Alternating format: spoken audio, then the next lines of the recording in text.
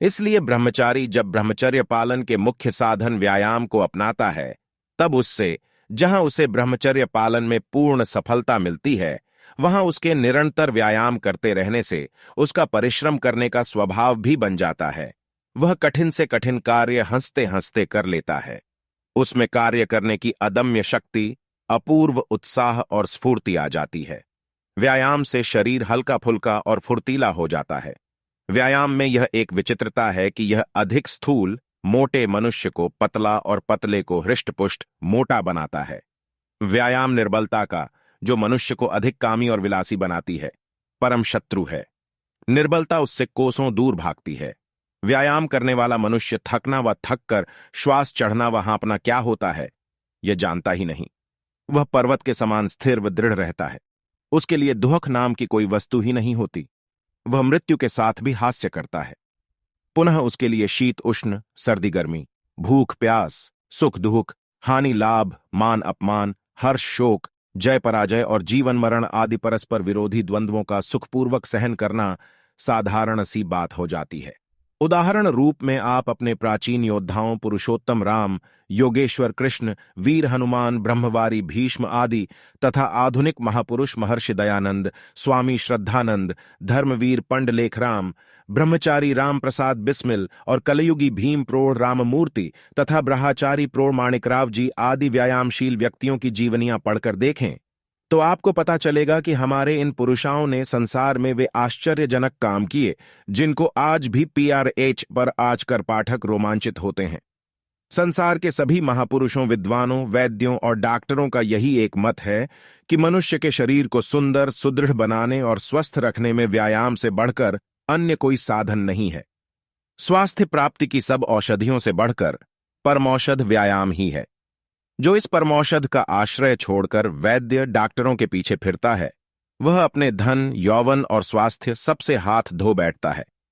महापुरुषों, प्रसिद्ध वैद्यों एवं डॉक्टरों की सम्मतियां पाठकों के लाभार्थ व्यायाम के पक्ष में कुछ महापुरुषों, वैद्य एवं डॉक्टरों की सम्मतियां यहां दी जाती हैं। महर्षि दयानंद, जो इस युग के आयुर्वेद के प्रकांड पंडित, आदर्श ब्रह्मचारी और आदर्श सुधारक थे और सदैव दंड, मुग्दर आदि का नित्य नियमित रूप से व्यायाम करके ही भोजन पाते थे, वे राजा की दिनचर्या के विषय में सत्यार्थ में यूं लिखते हैं: शौच, संध्या, अग्निहोत्र कर, नाना प्रकार की व्यूह शिक्षा और कवायद करा, शस्त्र और अस्त्रों का कोप तथा वैद्यालय, धन के कोशों को देख, नित्य प्रति व्यायामशाला में जा व्यायाम करके मध्याह्न समय भोजन के लिए अंतःपुर अर्थात पत्नी आदि के निवास स्थान में प्रवेश करे। सत्यार्थ प्रकाश, षष्ठ समुल्लास। डॉक्टर हालर साहब एक स्थान पर लिखते हैं: वीर्य वह अमूल्य रत्न है जो बल का भंडार है। वह रक्त में पुनः मिल जाता है और शरीर में अद्भुत परिवर्तन उत्पन्न करता है। व्यायामी पुरुष अपनी इस वीर्य की शक्ति की दूसरों की अपेक्षा अधिक रक्षा कर सकता है। जर्मन का एक प्रोफेसर लिखता है: अच्छा हो वह युवक मर जाए जो व्यायाम से अपने शरीर की शक्तियों को पुष्ट नहीं बनाता। जर्मन देश को उठाने वाले हर हिल्टर मेरा संघर्ष नाम की पुस्तक में लिखते हैं: अपनी शिक्षा पद्धति में सर्वप्रथम स्थान ज्ञानोपार्जन अथवा अक्षर अभ्यास को नहीं, व्यायाम शिक्षा तथा स्वस्थ शरीर निर्माण को देना होगा, क्योंकि सर्वमान्य नियम यह है कि स्वस्थ और बलवान आत्मा स्वस्थ और बलवान शरीर में ही पाटी जाती है। राष्ट्रपिता महात्मा गांधी जी लिखते हैं: व्यायाम स्वास्थ्य के लिए उतना ही आवश्यक है जितना वायु, जल और भोजन। व्यायाम के बिना हमारा मानसिक कार्य भी अधूरा और नीरस रह जाता है। भोजन के समान व्यायाम भी शरीर तथा मस्तिष्क के लिए है। इसके बिना मस्तिष्क भी वैसे ही निर्बल पड़ जाता है जैसे कि शरीर निर्बल मस्तिष्क एक प्रकार का रोग है। पुष्ट मस्तिष्क का पुष्ट शरीर में होना ही वास्तविक और सच्चा स्वास्थ्य है। एक पहलवान वास्तव में तब तक पहलवान नहीं कहा जा सकता है जब तक कि उसका मस्तिष्क भी उसके शरीर की भांति पुष्ट न हो। हम में से बहुत से व्यक्ति कठिन मानसिक परिश्रम करते हैं परंतु शारीरिक व्यायाम की ओर ध्यान नहीं देते। उनका शरीर मानसिक परिश्रम के कारण निर्बल पड़ जाता है और वे अनेक रोगों के आखेट शिकार बन जाते हैं। यहीं तक ही नहीं, बल्कि जब संसार उनसे कुछ उपयोगी कार्यों की आशा करता है तब वे असमय में ही इस संसार से उठ जाते हैं। हम लोग इस बात को नहीं समझ पाते कि शारीरिक व्यायाम के बिना हमारा मानसिक कार्य भी अधूरा और नीरस रह जाता है। आदर्श व्यायाम वह है जिससे शरीर एवं मस्तिष्क दोनों को लाभ पहुंचता हो।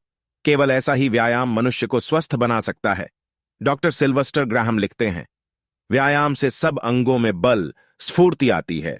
सब अंगों में पूर्णता, लचक, वृद्धि, सौंदर्य, कांति और बल उत्पन्न होता है। वास्तव में व्यायाम शरीर के लिए सबसे बढ़कर पुष्टिदायक है।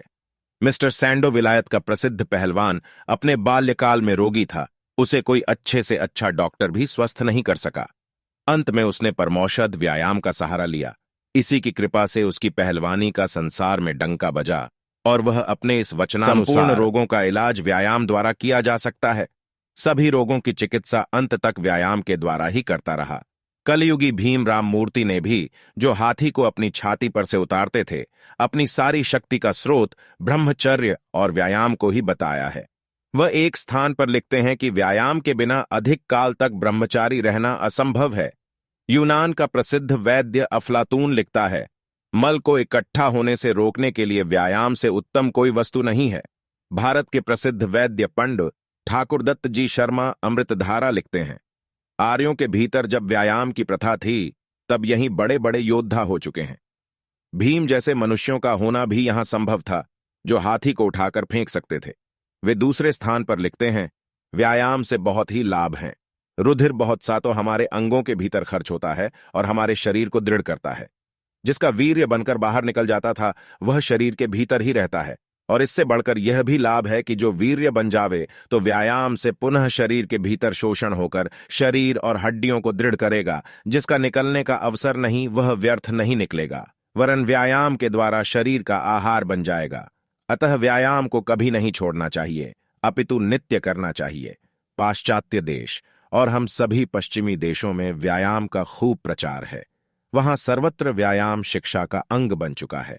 वहां के सुधारक व्यायाम के महत्व को भली भांति समझ चुके हैं, इसलिए वहां कोई कठिनाई नहीं। वहां की जनता व्यायाम को अपना अंग बना चुकी है, इसलिए वहां के लोगों के स्वास्थ्य हमसे कहीं अच्छे हैं। क्या कारण है कि इस अभागे भारत में युवक भी व्यायाम नहीं करते और इस जीवन पयोगी वस्तु वीर्य को अपने जीवन का अंग नहीं बनाते? इसका मुख्य कारण कुशिक्षा का प्रभाव अथवा शिक्षा का अभाव ही है। भारत में माता पिता बालक को उत्पन्न तो कर देते हैं, किंतु वे उसकी शारीरिक व मानसिक उन्नति का कुछ ध्यान नहीं रखते, जो कि उनका मुख्य कर्तव्य कर्म है। यदि वे अपने सम्मुख बालकों को नित्य प्रति व्यायाम कराएं तथा अपने बालकों को बाल्यकाल में ही व्यायाम करने का अभ्यासी बना दें, साथ ही उन्हें व्यायाम का महत्व भी समझा दें, तो वे बड़े होने पर व्यायाम कदापि नहीं छोड़ सकते। प्रथम तो बाल्यावस्था में व्यायाम का अभ्यास नहीं कराते, इसलिए युवावस्था में व्यायाम भार दिखाई देता है। बुढ़ापे की तो बात ही क्या कहनी, उस समय तो उठना बैठना भी भारी हो जाता है। यथार्थ में सारा दोष तो हमारी शिक्षा प्रणाली का ही है। इसमें व्यायाम के लिए कोई स्थान नहीं। हमारे स्कूलों की शिक्षा इतनी व्यर्थ, अरोचक, निकृष्ट और अधूरी है कि इससे किसी प्रकार का भी लाभ नहीं।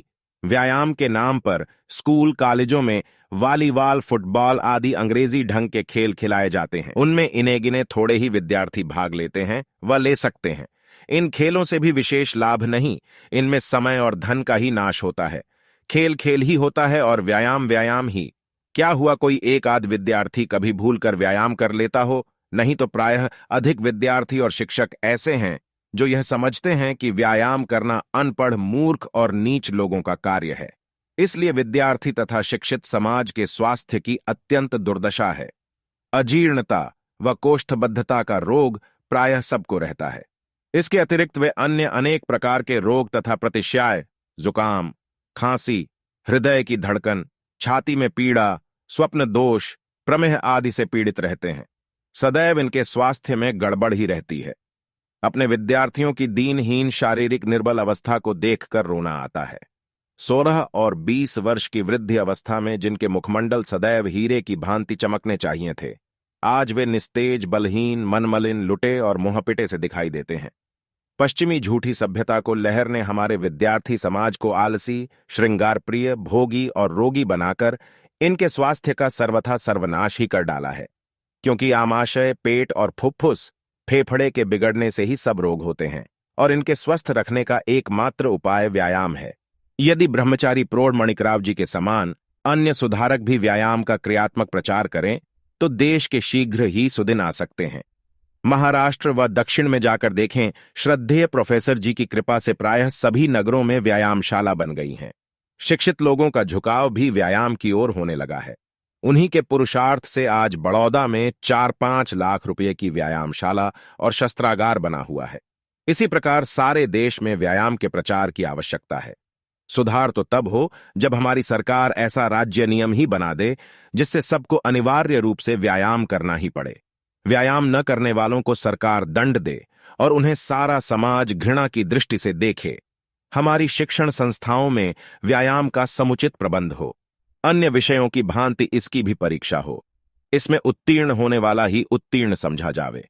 देखें, पुनः व्यायाम का प्रचार तथा हमारे स्वास्थ्य का सुधार कैसे न हो। नगर नगर, ग्राम ग्राम और देश के प्रत्येक कोने में व्यायामशालाएं व अखाड़े चलाए जाएं। स्वस्थ और बलिष्ठ व्यक्तियों को पारितोषिक और सम्मान दिए जावें।